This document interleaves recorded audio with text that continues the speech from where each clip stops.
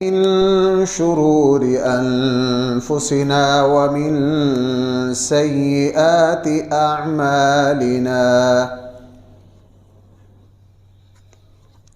من يهده الله فلا مضل له ومن يضلله فلا هادي له ونشهد أن لا إله إلا الله وحده لا شريك له ونشهد أن سيدنا وسندنا ومولانا محمدًا عبده ورسوله صلى الله تعالى عليه وعلى آله وأصحابه وبارك وسلم تسليما كثيرا كثيرا. أما بعد فأعوذ بالله من الشيطان الرجيم. بسم الله الرحمن الرحيم. ولكن الله حبب إليكم الإيمان وزينه في قلوبكم وكره إليكم الكفر والفسوق والعصيان أولئك هم الراشدون فضلا من الله ونعمة والله عليم حكيم. صدق الله مولانا العظيم. محترم سامعین کرام،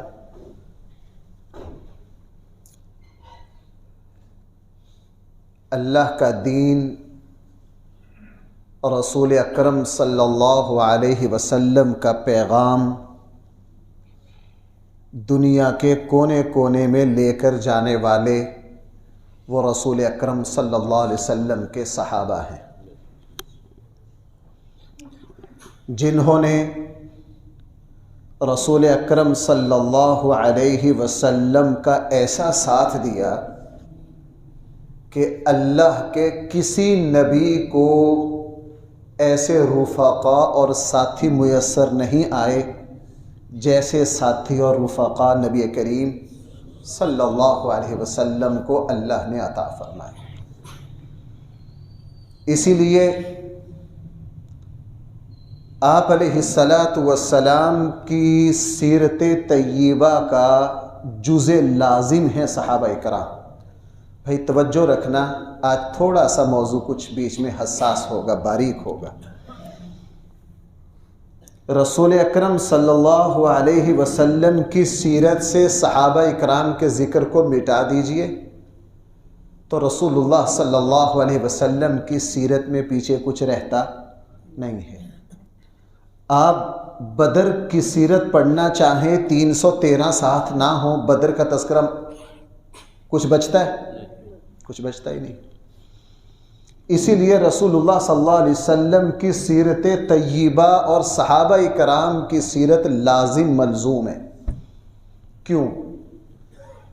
ماشاءاللہ پتہ چلے کہ ہمارے بھائی اسکول کے بہت اعلیٰ ٹیچر ہیں، پورے ڈویژن میں اس طرح کا ٹیچر نہیں ہے، بہت بڑے استاد ہیں، بہت بڑے کیا ہیں؟ استاد ہیں۔ کسی نے تھوڑی جرت کر کے پوچھ لیا، یار یہ ڈویژن کے سب سے بڑے استاد اور سب سے بڑے ٹیچر ہیں، کیسے؟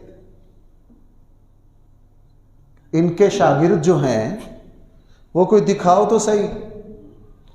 انہوں نے بتایا جی ان کے پاس کوئی کلاس نہیں ہے، یہ کلاس میں جاتے ہی نہیں ہیں، کبھی انہوں نے کسی کو پڑھایا ہی نہیں ہے۔ یہاں ماشاءاللہ تجربہ کار زندگی کھپائے ہوئے ٹیچر بیٹھے ہیں، ان سے پوچھئے وہ ان کو استاد مانیں گے؟ وہ کہیں گے جناب تم با کمال ہو، یہ تو تمہارا استاد ہے نا، اپنے شاگرد دکھاؤ۔ میں یہاں ممبر پر بیٹھا ہوں، یہ میرا کمال نہیں ہے، یہ تو اللہ کا فضل، میرے ماں باپ اور میرے استادوں کی محنت ہے، میں یہاں بیٹھا ہوں نا۔ میرا تو پتہ اس دن چلے گا جب میرا شاگرد یہاں منبر پر بیٹھے گا۔ بھائی میں غلط تو نہیں کہہ رہا؟ ہم نیکی کرتے ہیں، یہ تو ہمارے ماں باپ کی محنتیں ہیں۔ جس دن میرا بچہ پہلی صف میں آئے گا نا، اس دن میرا پتہ چلے گا نا میں نے کیا کیا ہے۔ میں پہلی صف میں بیٹھا ہوں، وہ تو میرے ماں باپ کی برکتیں ہیں، ان کی محنتیں ہیں، ہم تو ان کا پھل ہے نا۔ ہمارا پھل جس دن مسجد کی پہلی صف میں بیٹھے گا نا، اس دن اندازہ ہوگا۔ اب رسول اللہ صلی اللہ علیہ وسلم سب سے بڑے استاد اور امام اور معلم اور نبی، اللہ تعالیٰ نے اتنی بڑی کلاس دی رسول اللہ صلی اللہ علیہ وسلم کو تربیت کے لیے۔ اس کلاس کی تعداد 2 لاکھ ہے۔ اس کلاس کی تعداد کتنی ہے؟ 2 لاکھ۔ اب اس کلاس کو دیکھ لیجئے وہ کس معیار کی ہے۔ اس کلاس کو دیکھ لیجئے وہ کس معیار کی ہے۔ اگر صحابہ کرام کو اسلام سے منفی کر دیا جائے، ان کو ختم کر دیا جائے، تو نہ اسلام بچتا ہے، نہ قرآن بچتا ہے، کوئی دین نہیں بچتا ہے۔ یہ موضوع اس لیے بیان کرنے کی ضرورت ہے کہ ہر باطل اور بے دین اور گمراہ فرقہ وہ سب سے پہلے صحابہ کرام کو دین سے صاف کرے گا، چونکہ اس کو پتہ ہے جب صحابہ کرام کو ہم صاف کر لیں گے، قرآن کا انکار بھی آسان ہے، حدیث کا انکار بھی کیا ہے۔ چونکہ ہر حدیث میں صحابی نہ ہو تو حضور تک پہنچ سکتے ہیں؟ جب صحابہ کرام معتبر نہیں تو ساری حدیث کی کتابیں کیا ہو گئی؟ جب صحابہ کرام ہی معتبر نہیں تو قرآن کو اس شکل میں کس نے مرتب کیا؟ جب صحابہ کرام ہی معتبر نہیں تو اسلامی نظام کی جو مسلمان کوشش کرتا ہے، اسلامی نظام تو رسول اللہ صلی اللہ علیہ وسلم کے شاگردوں نے کیا کیا؟ قائم کیا، تو اسلامی نظام کا ہمارا ستون ہی ختم ہو گیا۔ اب صحابہ کرام ہیں کیا؟ صحابہ کرام ہیں کیا؟ آج میں خلاف معمول صرف قرآن کریم کی 13 آیتیں میں ان کا صرف ترجمہ کروں گا، اور رسول اللہ صلی اللہ علیہ وسلم کی 20 احادیث۔ تقریر نہیں، صرف میں ان کا کیا کروں گا؟ ترجمہ کروں گا۔ اور یہ بات جو مسلسل میرے یہاں جمعہ پڑھتے ہیں، میں ان پر اتنا زور دیتا ہوں، یہ سوشل میڈیا کا زمانہ ہے اور تم پتہ نہیں کیسے کیسے لوگوں کو سنتے ہو، کیسے کیسے لوگوں کو تمہارا ہی حوصلہ ہے سننے کا۔ کل مجھے کوئی بڑی خاتون مجھے فون کر رہی تھی کہ جی میں نے ٹی وی پر فلاں صاحب کو سنا ہے، وہ کہہ رہے ہیں اگر یہ دعا نہ پڑھیں تو نماز نہیں ہوتی۔ میں نے کہا ماں جی آپ لوگوں کا ہی حوصلہ ہے، پتہ نہیں آپ کس کس کو سن لیتے ہیں۔ اب رسول اللہ صلی اللہ علیہ وسلم کے صحابہ کی اسلام میں حیثیت کیا ہے؟ صرف قرآن کی بھائی کتنی آیتیں جو میں ابھی ترجمہ کروں گا بھائی، کتنی؟ 13۔ حالانکہ صحابہ کرام کا تعارف پر اگر قرآن کی آیات جمع کی جائے وہ 100 سے بھی تجاوز ہو سکتی، اور احادیث اس سے بھی زیادہ ہو سکتی۔ صرف ترجمہ، اس کے بعد میں پھر اس کی روشنی میں کچھ باتیں آپ سے عرض کروں گا۔ اب یہ 13 آیتیں قرآن کی سن کر اور یہ رسول اللہ صلی اللہ علیہ وسلم کے 20 ارشادات سن کر جو آپ کے ذہن میں اس جماعت کا خاکہ بنا لیجئے۔ بھائی میں غلط تو نہیں کہہ رہا؟ اس لیے صحابہ کرام کو سمجھنے کے لیے اللہ کی کتاب کے سامنے بیٹھنا ضروری ہے، حضور کے ارشادات کو سننا ضروری ہے۔ ادھر ادھر کی تاریخ کی کتابیں، ادھر ادھر کی یہ کون ہے جی، یہ غامدی صاحب ہیں جی، یہ کون ہے جی، یہ مرزا جیلمی ہے جی، یہ کون ہے، یہ وہ حافظ صاحب ایک شیعہ بدترین، آپ لوگ ان کو سن کر آ جاتے جو انہوں نے بڑی تاریخ کی کتابوں کے حوالے دیے ہیں۔ روافظ جو ہیں وہ صحابہ اکرام کے بارے میں کن کا حوالہ دیتے ہیں؟ تاریخ کی کتابوں کا حوالہ دیتے ہیں۔ اب قرآن کیا کہہ رہا ہے؟ اب میں صرف ترجمہ کروں گا۔ پہلی آیت سورہ فتح کے آخر میں قرآن کریم نے ارشاد فرمایا محمد الرسول اللہ، محمد صلی اللہ علیہ وسلم اللہ کے رسول ہیں۔ ترجمہ ذرا غور سے سنتے جائیے۔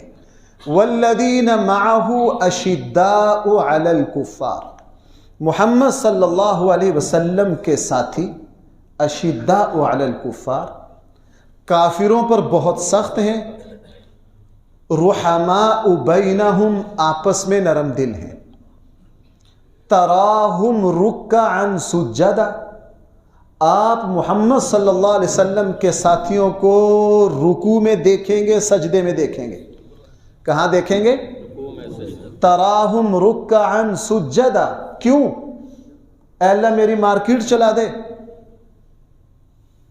اے اللہ میرے بیٹے کو ڈاکٹر بنا دے. نہیں، یبتغون فضلا من اللہ ورضوانا. وہ صرف ایک ہی بات مانگیں گے، اے اللہ تیرا فضل چاہیے اور تیری رضا چاہیے، ہمارے ان رکوع اور سجدوں سے کچھ بھی نہیں چاہیے. سیماہم فی وجوہہم من اثر السجود. سجدوں کے نشانات تو ان کی پیشانیوں پر دیکھ لے گا، یعنی ان کے چہرہ دیکھنے سے ہی تجھے ان کی نورانیت سمجھ آ جائے گی کہ ان کے چہرے پر کتنے انوارات ہیں. سیماہم فی وجوہہم من اثر السجود. محمد صلی اللہ علیہ وسلم کے ساتھی ایسے ہیں، ذالک مثلہم فی التوراۃ ومثلہم فی الانجیل. ہم نے ان صحابہ کی مثالیں تورات اور انجیل میں بھی دی ہیں. کہاں دی ہیں؟ اس سے پتہ چلا کہ رسول اللہ صلی اللہ علیہ وسلم کے ساتھی کس کا حصہ تھے؟ تورات کا بھی حصہ تھے اور انجیل کا بھی. ان کی ایک مثال قرآن نے کہا جو ہم نے پہلی کتابوں میں دی ہے وہ دے دیتے ہیں. كَزَرْعٍ أَخْرَجَ شَطْأَهُ فَآزَرَهُ فَاسْتَغْلَظَ فَاسْتَوَى عَلَى سُوقِهِ يُعْجِبُ الزُّرَّاعَ. کہ ایک کھیتی نے اپنا تنا نکالا اور وہ تنا پھر موٹا ہو گیا، ہوتے ہوتے وہ ساری فصل کے تنے طاقتور ہو گئے، فصل اتنی اعلیٰ ہو گئی یعجب الزراع، دیکھنے والا زمیندار اپنی فصل کو دیکھ کر خوش ہو گیا. بھائی سمجھیں اس مثال کو. اب آئیے محمد صلی اللہ علیہ وسلم کے ساتھی اس نبیوں کے امام نے انسانوں کی ایک فصل بیجی اور ان کو پروان چڑھایا. یہ پھر ایمان والوں کی فصل اتنی اعلیٰ بنی، اس فصل کو اگانے والے امام الانبیاء نے جب اپنی فصل پر نظر ڈالی یوجب الزراع تو کیا ہو گئے؟ خوش ہو گئے. اس میں اس کا اضافہ کر دوں، اللہ کے نبی جس دن دنیا سے جا رہے تھے، آخری فجر میں جس وقت کہا نا کہ یہ پردہ ہٹاؤ، صدیق اکبر فجر کی نماز پڑھا رہے تھے، تو رسول اللہ صلی اللہ علیہ وسلم نے اپنے شاگردوں کو نماز پڑھتے دیکھا اور دیکھ کر مسکرائے. دیکھ کر کیا ہوا؟ مسکرائے. یعجب الزراع. اگلی بات لیغیظ بہم الکفار. یہ محمد کی ایسی فصل تیار ہوئی ہے، کافر اس کو دیکھ کر جل جائیں گے. امام مالک کے سامنے کسی نے کہا فلاں صاحب حضور کے صحابہ کو گالی دیتا ہے، تو فرمایا کہ وہ کافر ہے، اللہ اس کا دل جلا رہا ہے. پھر یہ آیت پڑھی لیغیظ بہم بھائی سمجھ آ رہی ہے؟ میں قرآن ہی پڑھ رہا ہوں. اچھا، لیغیظ بہم الکفار. آگے وعد اللہ الذین آمنوا وعملوا الصالحات منہم مغفرہ. ان میں سے جو لوگ ایمان لائے، جنہوں نے نیک عمل کیے، میں ان کے ساتھ وعدہ کر رہا ہوں مغفرت کا اور اجر عظیم کا. ان سب کی کیا ہوگی؟ مغفرت ہوگی ان کو. اور سورہ فتح اتری ہے صلح حدیبیہ کے موقع پر. حضور کے ساتھ کتنے ساتھی تھے؟ 1400. اللہ کے نبی کے ساتھ کتنے ساتھی تھے؟ اگلی آیت قرآن کریم نے ارشاد فرمایا، غزوہ خندق کا ذکر ہے. غزوہ خندق میں حضور کے ساتھی کتنے تھے؟ 3000. حضور کے ساتھی کتنے تھے؟ 3000. اب جب پورا عرب اتحاد نے مدینہ کو گھیر لیا اور صحابہ اکرام پر مشکل وقت آیا، قرآن کہہ رہا ہے. بھائی کون کہہ رہا ہے؟ قرآن. ہاں، حضرت ابوبکر اور حضرت عمر صحابہ اکرام کو سمجھنا ہو تو کس کو پڑھو؟ اللہ کی کتاب کو پڑھو. میرے پاس میرا واسطہ ایسے ایسے گستاخ صحابہ سے پڑھتا ہے، اور میں صرف ان کو یہ کہتا ہوں گفتگو سے پہلے ہی قرآن کے 4 مقامات کھولتا ہوں، ذرا ان کو پڑھو. ان کو پڑھنے کے بعد اللہ کی توفیق سے جو اعتراض اٹھاتے ہیں اس کا جواب ان 4 آیتوں میں کیا ہوتا ہے؟ موجود ہوتا ہے. وَلَمَّا رَأَى الْمُؤْمِنُونَ الْأَحْزَابَ. جب ایمان والوں نے، بھائی کنہوں نے؟ کتنے تھے یہ؟ 3000. خندق میں کتنے تھے؟ سورہ احزاب میں جب وَلَمَّا رَأَى الْمُؤْمِنُونَ الْأَحْزَابَ، جب انہوں نے چاروں طرف سے کافروں کے لشکر کو دیکھا، ایمان والوں نے دیکھا، تو فوراً کہا هَذَا مَا وَعَدَنَا اللَّهُ وَرَسُولُهُ وَصَدَقَ اللَّهُ وَرَسُولُهُ، یہ وہ ہیں اللہ اور اس کے رسول نے جن کا ہم سے کیا کیا ہے، وعدہ کیا ہے، اور سچا وعدہ کیا ہے۔ یہ ایسے لوگ ہیں جب چاروں طرف سے کافروں نے ان کو گھیر لیا، وَمَا زَادَهُمْ إِلَّا إِيمَانًا وَتَسْلِيمًا، تو ان چاروں طرف سے کافروں کے گھیراؤ کو دیکھ کر ان کا ایمان بڑھ گیا، اور تسلیمہ یہ اللہ کی فرما برداری میں اور جھک گئے۔ قرآن کیا کہہ رہا ہے؟ یہ مومن ہیں، کافروں کو دیکھ کر کیا ہو گیا؟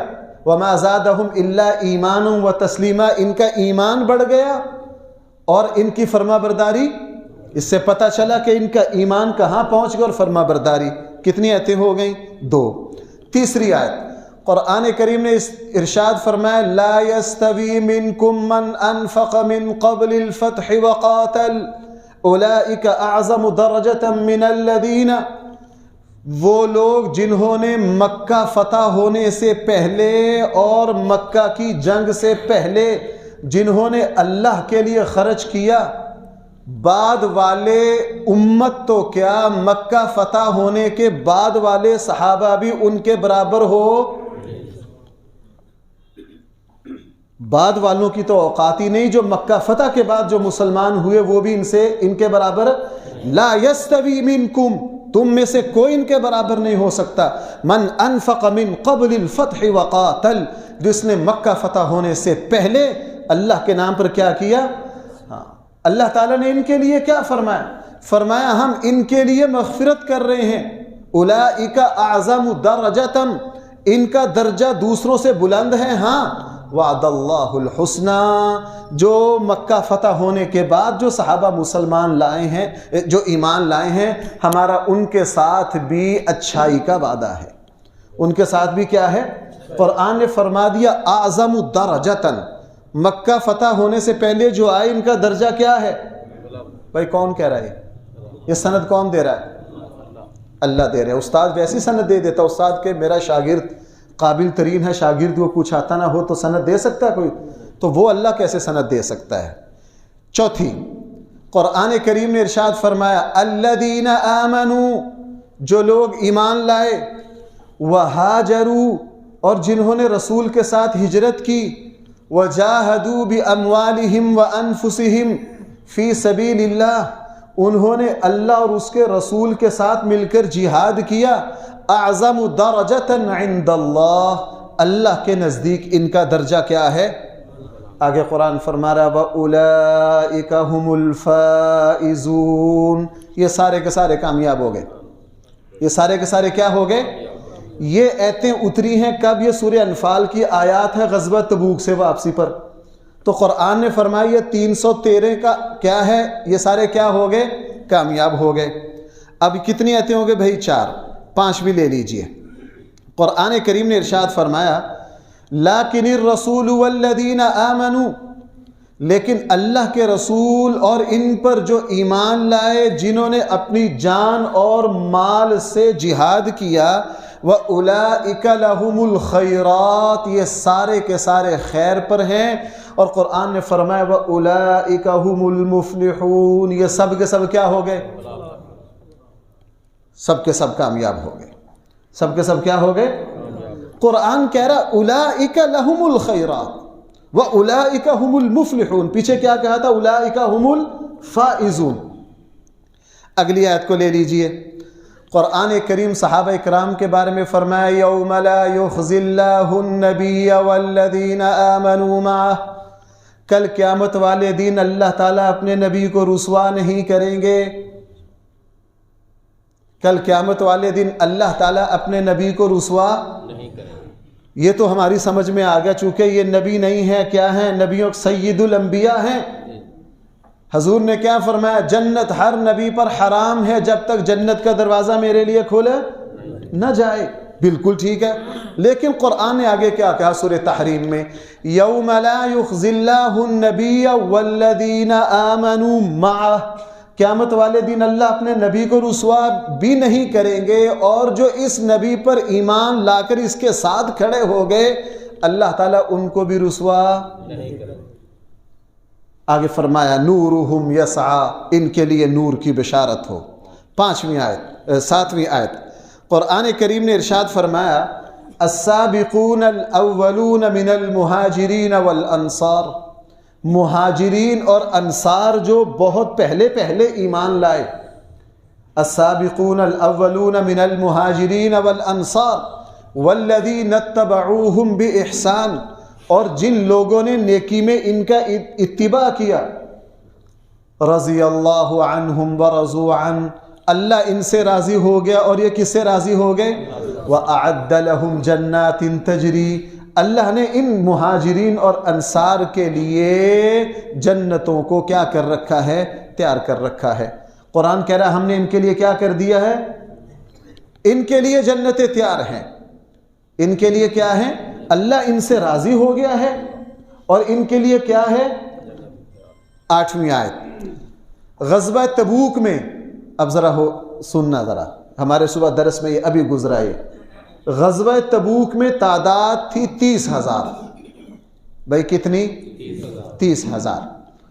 اب ان 30,000 کے بارے میں قرآن کیا کہہ رہا ہے، قرآن کہہ رہا ہے لَقَدْ تَابَ اللَّهُ عَلَى النَّبِيِّ وَالْمُهَاجِرِينَ والانصار الذين اتبعوه في ساعة العسرة من بعد ما كاد يزيغ، اللہ جل جلالہ مہربان ہو گیا، اللہ نے معاف کر دیا، اللہ نے توبہ قبول کر لی، اللہ نے بخش دیا ان مہاجرین اور انصار، ان 3,000 کو، اس 30,000 کو نبی جی جو غزوہ تبوک میں مشکل لمحہ میں آپ کے ساتھ گئے ہیں، اللہ نے ان سب کو کیا کر دیا، بھائی کتنوں کی بخشش ہو گئی، 30,000 کی، کتنوں کی ہو گئی، 30,000۔ لَقَدْ تَابَ اللَّهُ عَلَى النَّبِيِّ وَالْمُهَاجِرِينَ، سورہ توبہ کا بالکل آخری رکوع میں یہ آیت ہے، اللہ نے ان کو کیا کر دیا۔ اچھا اب آ جائیے سورہ فتح میں، پھر آئیے سورہ فتح میں صلح حدیبیہ کا ذکر ہے، حضور کے ساتھ کتنے تھے، 1400، کتنے تھے، رسول اللہ صلی اللہ علیہ وسلم نے جس وقت حضرت عثمان کو بھیجا مذاکرات کے لیے، خبر ملی کہ حضرت عثمان کو کیا کر دیا گیا ہے، شہید کر دیا گیا ہے، رسول اللہ صلی اللہ علیہ وسلم درخت کے نیچے سب کو جمع کر لیا اور کیا فرمایا، میرے ہاتھ پہ کیا کرو، بیعت کرو۔ رسول اللہ صلی اللہ علیہ وسلم نے یوں ہاتھ رکھا اور 1400 نے رسول اللہ صلی اللہ علیہ وسلم کے ہاتھ پر ایک دوسرے کے ہاتھ پر رکھا اور موت پر بیعت کی، اللہ کے نبی جب تک عثمان کا انتقام نہیں لیں گے یہاں سے نہیں جائیں گے۔ قرآن کی آیت آگے، قرآن کریم نے ارشاد فرمایا لَقَدْ رَضِيَ اللَّهُ عَنِ الْمُؤْمِنِينَ إِذْ يُبَايِعُونَكَ تَحْتَ الشَّجَرَةِ، اللہ راضی ہو گیا ان 1400 سے جو درخت کے نیچے بیٹھ کر آپ سے کیا کر رہے ہیں، کیوں، فَعَلِمَ مَا فِي قُلُوبِهِمْ، اللہ جانتا ہے ان کے دلوں میں کیا ہے، اللہ جانتا ہے ان کے دلوں میں جو کچھ ہے نا، اللہ اس کو دیکھ کر راضی ہوا ہے۔ فَأَنزَلَ السَّكِينَةَ عَلَيْهِمْ، اللہ نے پھر ان 1400 پر اپنی رحمت اتاری، وَأَثَابَهُمْ فَتْحًا قَرِيبًا، اور ان 1400 کو ہم خالی نہیں جانے دے رہے، ان کو ابھی ان قریب مکہ فتح ہونے کی خوشخبری دے کر واپس جانے، اور اللہ ان سے کیا ہو گئے، بھائی کون راضی ہو گیا، اللہ راضی ہو گیا۔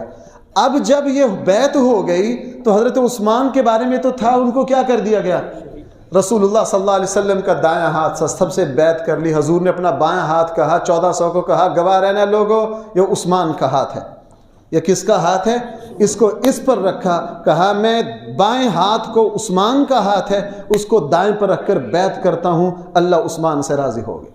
بعد میں حضرت عثمان رو پڑتے تھے کہ اللہ کے نبی نے اپنے بائیں ہاتھ کو کس کا ہاتھ قرار دیا،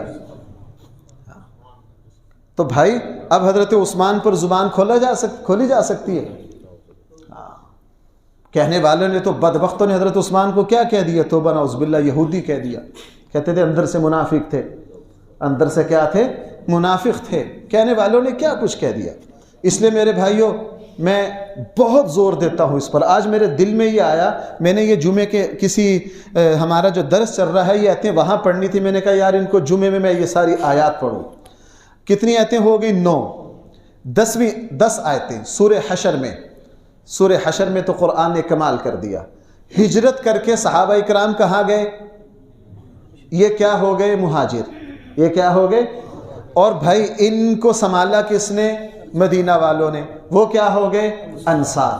سورہ حشر کے پہلے رکوع میں قرآن ان مہاجرین و انصار کا ذکر کر رہا. فرمایا کہ مہاجرین تو لوٹے پھٹے آئے, للفقراء, یہ تو فقیر بن کر آئے, اور اللہ کے لیے سب کچھ وار آئے. اس لیے اولئک هم الصادقون, یہ سارے مہاجر کیا ہے؟ حضرت علی کیا ہیں؟ مہاجر نہیں ہے؟ بھائی بولو. تو حضرت علی کو سچا کون کہہ رہا ہے؟ یہاں ناس بھی ہیں. وہ بدبخت ہے جو حضرت علی سے نفرت کرتے, جو حضرت علی پر زبان کھولتے ہیں, جو حضرت حسن اور حضرت حسین پر زبان کھولتے ہیں. حضرت علی کیا ہیں؟ مہاجر ہیں. قرآن نے کہا اولئک هم الصادقون, یہ کیا ہیں؟ حضرت عثمان مہاجر ہیں. قرآن کہہ رہا ہے اولئک هم الصادقون. حضرت ابو بکر اور عمر کیا ہیں؟ قرآن کیا کہہ رہا ہے؟ اولئک هم الصادقون. سورہ حشر. اچھا, مدینہ والوں نے ان کو اپنے یہاں ٹھکانہ دیا اور ان کو سب کچھ دیا. قرآن کہہ رہا ہے والذین تبوؤا الدار والایمان, وہ لوگ جنہوں نے ان کو پناہ دی, اولئک هم المفلحون, یہ سارے کامیاب ہو گئے. اب قرآن نے مہاجرین کو کہا اولئک هم الصادقون, اور انصار کو کیا کہا؟ اولئک. علامہ اقبال کا کہنا, مسلمان اگر اللہ کی کتاب کو لگ جائے پڑھنے تو ان اجمیوں کو عقل نہ آ جائے. ہمیں عقل نہ آ جائے اگر ہم اللہ کی کتاب کو پڑھنے لگ جائیں. ہم ایسے کمزور ہیں, ایک لونڈا اٹھتا ہے وہ یوٹیوب پر فلاں پر 2 کر کے ہمارے ایمان کو لوٹ کے وہ جاتا ہے. افسوس ہوتا ہے مسلمان, یار ہم اللہ کی کتاب کو نہیں پڑھتے. اب یہ کتنی آیتیں ہوگی؟ 11 ہو گئی. 12ویں آیت قرآن کریم سورہ حجرات میں فرما رہا ہے, یہ مدینہ کی آخری صورتوں میں سے ہے. قرآن کریم نے ارشاد فرمایا وَلَكِنَّ اللَّهَ حَبَّبَ إِلَيْكُمُ الْإِيمَانِ, اللہ نے ان کے دلوں میں ایمان کی محبت ڈال دی. کہتے ہیں جی یہ تو سارے منافق تھے. قرآن کیا کہہ رہا ہے؟ وَلَكِنَّ اللَّهَ حَبَّبَ. بھائی سننے, میں تو آج تقریر نہیں کر رہا, میں تو صرف آیتیں اور ان کا کیا کر رہا ہوں؟ ترجمہ کر رہا ہوں. وَلَكِنَّ اللَّهَ حَبَّبَ إِلَيْكُمُ الْإِيمَانِ, یہ صحابہ وہ ہیں اللہ نے ان کے دلوں میں ایمان کی کیا ڈال دی؟ وَزَيَّنَهُ فِي قُلُوبِكُمْ, اور ایمان ان کے دلوں میں محبوب ترین چیز ہے. وَكَرَّهَ إِلَيْكُمُ الْكُفْرَ وَالْفُسُوقَ وَالْعِصْيَانَ, اللہ تعالیٰ نے نافرمانی اور کفر کو ان کی نگاہ میں قابل نفرت بنا دیا. کیا بنا دیا؟ کیوں؟ اولئک هم الراشدون, یہ سب کے سب ہدایت یافتہ ہیں. بھائی یہ سب کے سب کیا ہیں؟ ہدایت یافتہ ہیں. آخری آیت 13ویں, قرآن کریم نے غزوہ بدر کا ذکر کیا. بدر میں کتنے تھے؟ 313. قرآن کریم سورہ انفال شروع کر رہا ہے انما المؤمنون الذین اذا ذکر اللہ, نبی جی یہ ایمان والے وہ ہیں جب ان کے سامنے اللہ کا ذکر آتا ہے وجلت قلوبہم, ان کے دل نرم پڑ جاتے. وَإِذَا تُلِيَتْ عَلَيْهِمْ آيَاتُهُ, جب ان کے سامنے اللہ کی آیات پڑھی جاتی ہیں زَادَتْهُمْ ایمانا, ان کا کیا ایمان بڑھ جاتا ہے. وَعَلَىٰ رَبِّهِمْ يَتَوَكَّلُونَ, یہ سارے کے سارے کس پر بھروسہ کرنے والے ہیں؟ آگے قرآن پتہ کیا کہہ رہا ہے؟ قرآن کہہ رہا اولئک هم المؤمنون حقا. نبی جی اچھی طرح سن لیجئے, سارے پکے مومن ہیں. اولئک هم المؤمنون حقا, یہ سارے کیا ہیں؟ پکے مومن ہیں. اب ان آیات کی روشنی میں امام مالک اور سارے ائمہ مفسرین کی رائے یہ ہے کہ ان آیات میں سارے صحابہ آگے. کیا آگے؟ اب ان میں کیا پتہ چلا؟ قرآن مؤمنون, مفلحون, فائزون, راشدون, رضی اللہ عنہم, لقد تاب اللہ. تو بھائی اچھا اب مجھے ایک بات بتاؤ, ایک طرف یہ 13 آیتیں ہیں, ایک طرف تاریخ کہہ دے کہ یہ ڈاکو تھے, یہ بے ایمان تھے, یہ منافق تھے, یہ فلاں تھے, وہ تاریخ کی کتابیں جن کے نہ سند کا پتہ نہ لینا نہ دینا. تو بھائی ذرا سچ بتاؤ, ہم مسلمان ہیں, ہم کس کی بات کو مانیں گے؟ ساری دنیا ہمیں چیخے, ہم ان قرآن کی, میں نے تو صرف 13 آیتیں پڑھی ہیں, تو کس کو مانیں گے؟ رسول اکرم صلی اللہ علیہ وسلم کے صحابہ کیا ہیں؟ آپ کس سے پوچھئے؟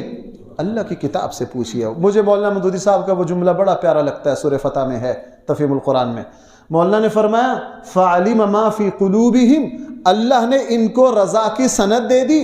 آج کہتے ہیں جی یہ اس وقت تو مومن تھے، بعد میں یہ منافق ہو گئے، آپس میں لڑ لڑ کے فاسق و فاجر ہو گئے۔ مولانا مودودی صاحب کے الفاظ میں اپنی اس میں تعبیر کروں، مولانا نے فرمایا یہ اللہ کے عالم الغیب ہونے کی مٹی پلید کرتے ہیں۔ وہ کیسا عالم الغیب ہے، وہ کیسا عالم العیب ہے جس نے اپنی رضا کی سند دے دی، اس کو پتہ ہی نہ چلا کہ آگے جا کے کیا کریں گے۔ تم اللہ کی خواہ قدر کرنے والے ہو، اس اللہ کو تو قیامت تک میں جو کچھ ہونے والا ہے ایک ایک واقعہ کا پتہ ہے۔ اس اللہ کا ان کو سند دینا دلیل ہے اس بات کی کہ یہ ہمیشہ مومن ہی رہیں گے، جنتی ہی رہیں گے، چونکہ سند کس نے دی ہے؟ اللہ نے دی ہے۔ اب یہ تو ہوگی قرآن کی 13 آیتیں۔ اب ذرا حدیثیں سن لیجئے۔ حدیثیں میں آج اکٹھی کرنے لگا، جب 112-13 پر پہنچ گئی نا میں تھک گیا، میں 3 دن سے لگا ہوا ہوں۔ کتنے ہو گئے؟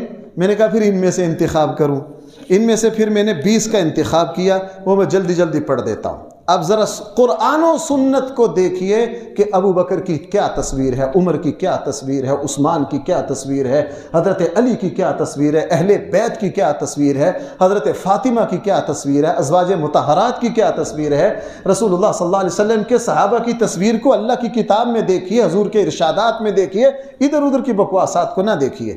اب ذرا حدیث سن لیجئے۔ میں نے ساری صحاح کی، 1-2 ہیں صحاح سے ہٹ کر مضبوط ترین جن کی سندیں ہیں، دیکھیے۔ پہلی حدیث، حضور نے فرمایا میری امت کے بہترین لوگ میرے زمانے کے لوگ ہیں، صحیح بخاری میں ہے۔ فرمایا خیر القرون قرنی، اے لوگو اچھی طرح سن لو، سب سے بہترین لوگ کون ہیں جو میرے زمانے کے ہیں، صحیح بخاری میں ہے۔ دوسری حدیث سنن نسائی میں ہے، رسول اللہ صلی اللہ علیہ وسلم نے فرمایا لوگو میرے صحابہ کی تکریم کرو، میرے صحابہ کو عزت دو۔ کیا کرو؟ میرے صحابہ کی تکریم کرو، میرے صحابہ کی عزت کرو۔ یہ ہے سنن نسائی میں 2 ہو گئی۔ تیسری یہ رسول اللہ صلی اللہ علیہ وسلم نے احد، یہ بخاری میں ہے، فرمایا لوگو میرے صحابہ کو برا نہ کہو، لا تسبوا وصحابی، میرے صحابہ کو برا بھلا نہ کہو۔ کیوں نہ کہو؟ اگر تم میں سے کوئی شخص احد پہاڑ کے برابر سونا صدقہ کرے، وہ میرے کسی صحابی کا آدھا مد 1 کلو جو، عربوں کے یہاں جو عام تھا، کوئی ویلیو نہیں تھی، اگر تم احد پہاڑ کے برابر سونا صدقہ کرو اور میرا صحابی صرف 1 کلو جو صدقہ کرے تو تمہارا احد پہاڑ کے برابر سونا میرے صحابی کے 1 کلو جو کے برابر۔ کیوں؟ کس وجہ سے؟ علماء نے فرمایا بظاہر تو یہ تو غلط ہے۔ میں نے بتایا تھا 3.5 میل مربع ہے احد پہاڑ، تو سونا کتنا ہو جائے گا؟ ہم تو اس کو پتھر کو نہیں توڑ سکتے، سونا۔ وجہ علماء نے لکھا ہے کہ یہاں مقدار کو نہیں دیکھا گیا، دل کی کیفیت کو دیکھا گیا ہے۔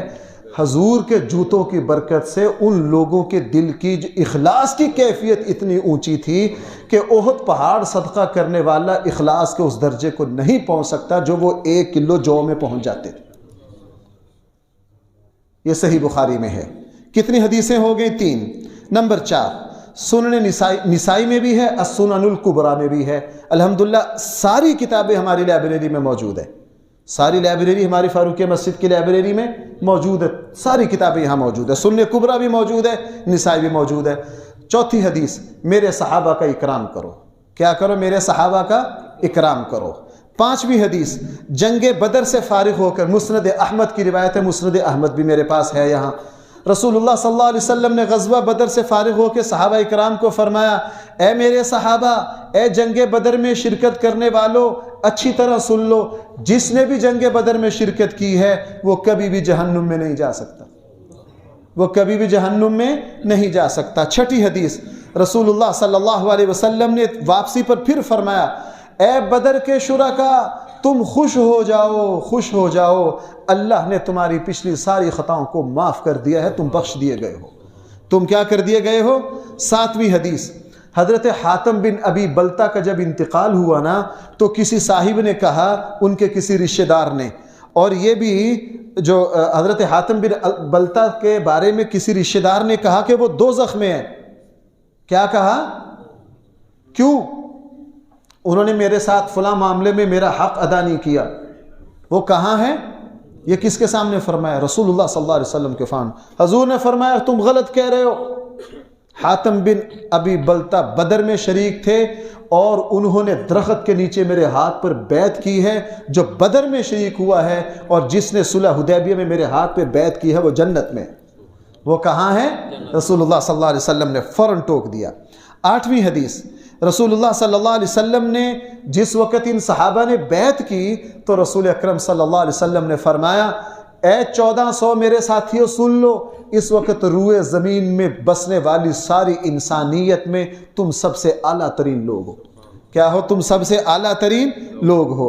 رسول اللہ صلی اللہ علیہ وسلم نے فرمایا، یہ بھی ترمذی کی روایت ہے، آپ نے ایک مرتبہ اپنے صحابہ کو فرمایا لوگو ایک زمانہ آئے گا مسلمان کسی قلعے کو فتح کریں گے، وہ علاقہ قلعہ فتح نہیں ہو رہا ہوگا، امیر لشکر کہے گا پتہ کرو تمہارے اندر کوئی ایسی آنکھ ہے جس نے اللہ کے نبی کو دیکھا ہو، جس نے کس کو دیکھا ہو؟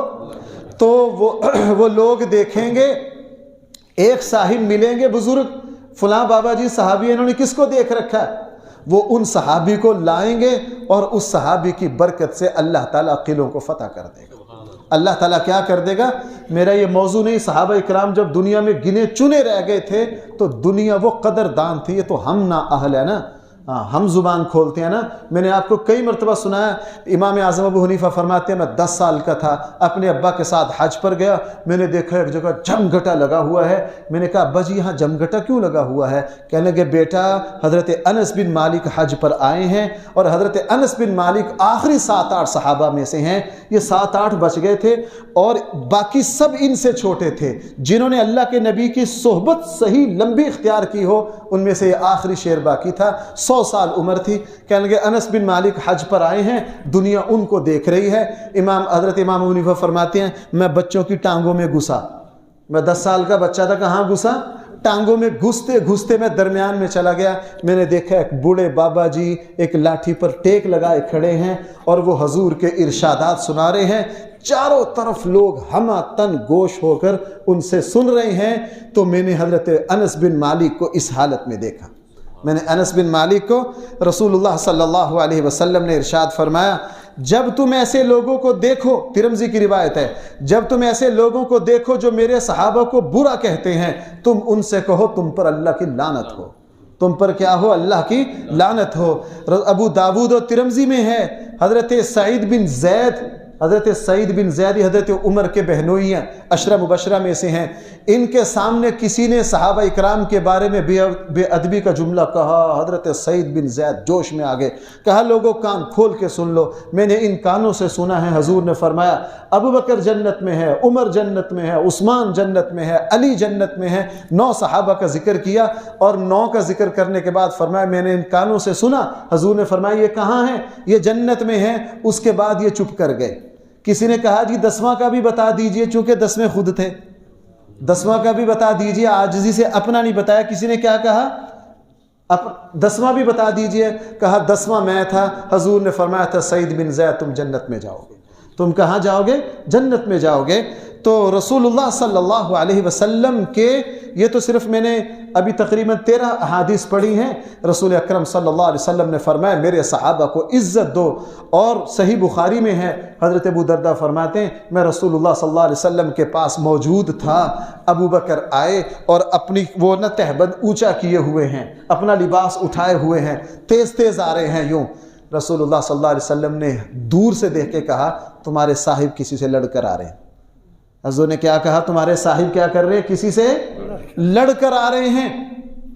حضرت ابو بکر آ گئے، سلام کیا، سلام کر کے بیٹھ گئے اور کہا اللہ کے نبی میرا اور عمر بن خطاب کا جھگڑا ہو گیا، ہم آپس میں بول پڑے، میں نے ان کو برا بھلا کہہ دیا اور غلطی میری تھی، سننا ذرا۔ کیا؟ او بھائی اس پر آؤ، غلطی کس کی تھی؟ کہتے ہیں جی صحابہ اکرام وہ تو یوں کرتے تھے، فلاں کرتے تھے۔ حضرت ابوبکر نے کہا غلطی کیا تھی؟ میری تھی، مجھے پھر احساس ہو گیا، میں نے عمر سے معافی مانگی، وہ مجھے معاف نہیں کر رہے، آپ ان کو سمجھائیے، میری سفارش کیجئے۔ رسول اللہ صلی اللہ علیہ وسلم نے جیسے ہی یہ کہا، اب حضور علیہ السلام کو دعا کس کے لیے کرنی چاہیے؟ حضرت عمر کے لیے کرنی چاہیے تھی، ابوبکر کے لیے؟ چونکہ غلطی کس کی تھی؟ حضرت ابوبکر کی۔ حضرت رسول اللہ صلی اللہ علیہ وسلم نے 3 مرتبہ کہا، اے اللہ ابوبکر کی مغفرت کر دیجئے، اے اللہ ابوبکر سے راضی ہو جائیے، ابوبکر کی کیا کر دیجئے؟ مغفرت کر دیجئے۔ یہ بات تھوڑی دیر میں حضرت عمر کو بھی پہنچ گئی کہ اللہ کے نبی نے 3 مرتبہ کیا کی ہے۔ حضرت عمر کو احساس ہوا کہ اگرچہ غلطی ابوبکر کیا لیکن مجھ سے انہوں نے کیا کی ہے؟ معذرت کی ہے، مجھے معاف کر دینا چاہیے۔ حضرت عمر بھاگے گئے حضرت ابوبکر کے دروازے پر، صحیح امام بخاری نے اس کو ذکر کیا، کتاب الایمان میں ہی ہے۔ اچھا، وہاں گئے اور وہاں جا کے پتہ کیا ابوبکر گھر نہیں تھے، رسول اللہ صلی اللہ علیہ وسلم کے پاس آئے۔ جب اب حضرت عمر سامنے سے آئے نا تو رسول اللہ صلی اللہ علیہ وسلم کا غصہ چہرے سے سرخ ہو گیا۔ غلطی کس کی ہے بھائی؟ بولو، حضرت ابوبکر کی۔ تو غصہ کس پر ہوئے؟ حضرت عمر پر۔ اب وہ بھی مہربان ہیں، اخلاص والوں میں لڑائی نہیں ہوتی، اخلاص والوں میں لڑائی نہیں ہوتی۔ مولانا مودودی صاحب نے اس میں رسائل و مسائل میں ایک جگہ لکھا ہے کہ صحابہ اکرام کی جتنی آپس کے جھگڑے ہوئے وہ اخلاص پر مبنی تھے، ان میں سے ہر فریق سمجھ رہا تھا کہ میں صحیح کر رہا ہوں، ان کی ذاتی نفسیات کی وجہ سے کوئی لڑائی ان میں نہیں ہوئی۔ چونکہ اگر ذاتی نفسیات کی وجہ سے لڑائی ہو تو قرآن کی آیت جھوٹی پڑتی ہے، رحماء بینہم، ہم قرآن کی آیت کو جھوٹا نہیں کہیں گے، ہم تاریخ کو غلط کہیں گے۔ ان کی جو لڑائیاں ہوئی ہیں وہ کس پر ہوئی ہیں؟ اخلاص پر۔ آپ بھی کچھ بھلا کرنا چاہ رہے ہیں، میں بھی بھلا کرنا چاہ رہا ہوں۔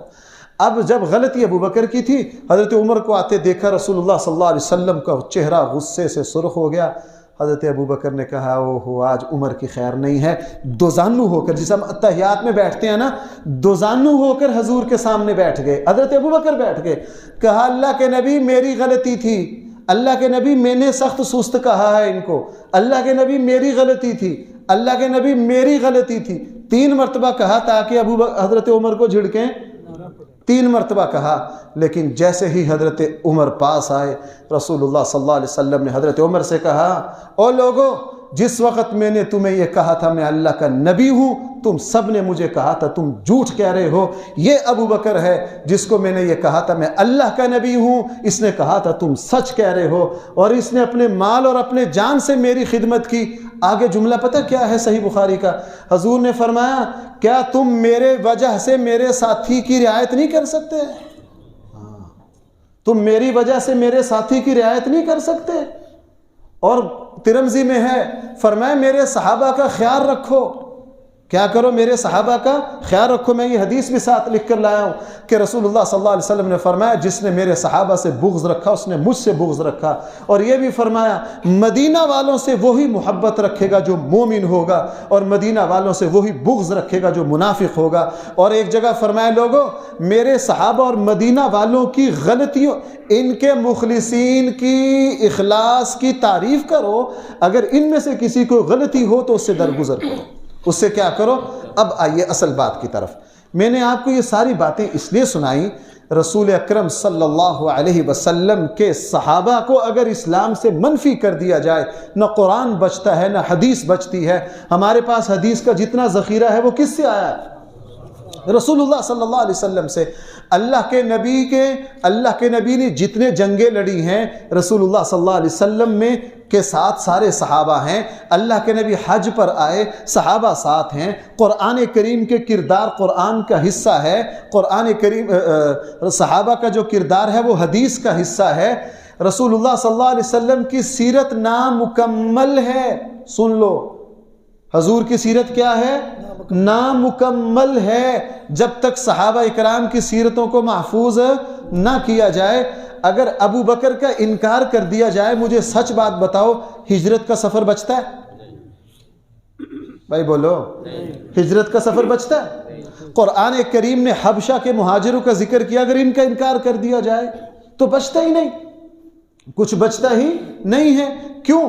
رسول اللہ صلی اللہ علیہ وسلم کے صحابہ کی سیرت کس کا حصہ ہے؟ یہ تو میں بہت باتیں، اور رسول اللہ صلی اللہ علیہ وسلم اسلامی ریاست کی صرف بنیاد رکھ کر گئے ہیں۔ اسلامی ریاست کو پایا تکمیل تک کس نے پہنچایا ہے؟ پایا تکمیل تک جو پہنچایا ہے وہ تو پہنچایا ہے خلفائے راشدین نے۔ اس لیے خلفائے راشدین رسول اللہ صلی اللہ علیہ وسلم کی سنت کو کیا کرنے والے ہیں؟ پایا تکمیل تک پہنچانے والے ہیں۔ اگر صحابہ اکرام کا انکار کر دیا جائے قرآن کریم مکمل نہیں ہو سکتا، اور ایسا ہوا ہے۔ لوگوں نے کیا کہا؟ انہوں نے کہا جناب یہ قرآن 2 نمبر ہے۔ کیوں؟ یہ کس نے مرتب کروایا ہے؟ حضرت ابوبکر نے کروایا ہے، یہ عثمان نے کروایا ہے، دونوں معتبر نہیں ہے، لہٰذا نتیجہ کیا نکلا؟ قرآن بھی معتبر نہیں ہے۔ انہوں نے آگے سے یہ کہہ دیا کہ قرآن میں تبدیلی کی گئی ہے۔ قرآن میں کیا کی گئی ہے؟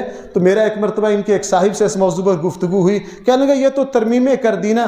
میں نے کہا جناب اگر ابو بکر کے ذمے قرآن کو جمع کرنا لگا، ابو بکر نے اس میں ترمیم، اس میں بے ایمانی کی، تو پتہ یہ چلا کہ ابو بکر صحیح نہیں تھے۔ مجھے ایک بات بتاؤ، اگر ابو بکر صحیح نہ ہوتے تو ہجرت کی رات جب حضور کے قتل پر 100 اونٹ انعامات تھے تو رسول اللہ صلی اللہ علیہ وسلم نے اپنے آپ کو کس کے حوالے کیا؟ بھائی سفر ہجرت کس کی نگرانی میں ہوا؟ اب اللہ کے نبی تو ابو بکر کی دیانت پر اتنا مطمئن کہ سفر میں ساتھ۔ اب اللہ کے نبی تو اعتماد کرے، تم اعتماد نہ کرو، اب تمہاری مرضی۔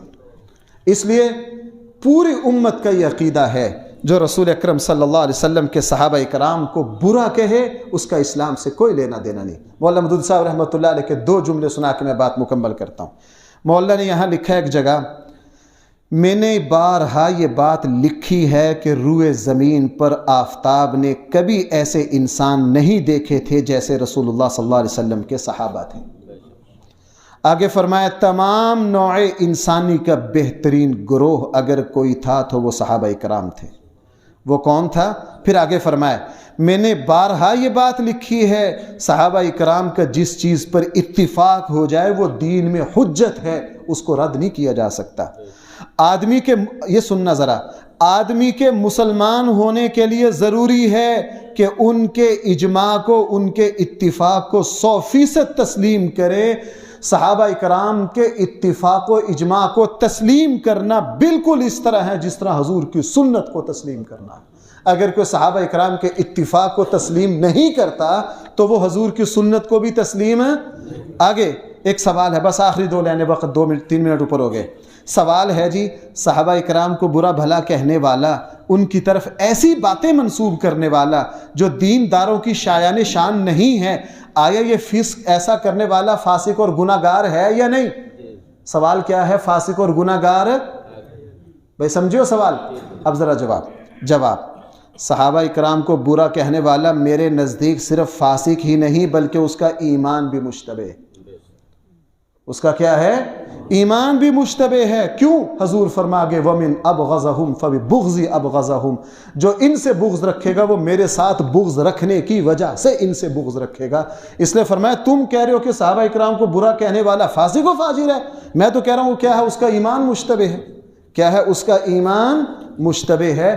میں نے تو ویسے مولانا کا حوالہ دے دیا، پوری امت متفق ہے کہ جو صحابہ کرام کو برا بھلا کہے وہ مومن ہو نہیں سکتا۔ کیوں؟ اس کی تفصیل میں نے آپ کے سامنے رکھ دی ہے۔ بس پھر وہی جہاں چلا تھا، میں تو جب تک زندہ ہوں کولو کے بیل کی طرح اسی بات کو دہراؤں گا۔ صحابہ کرام کون ہیں؟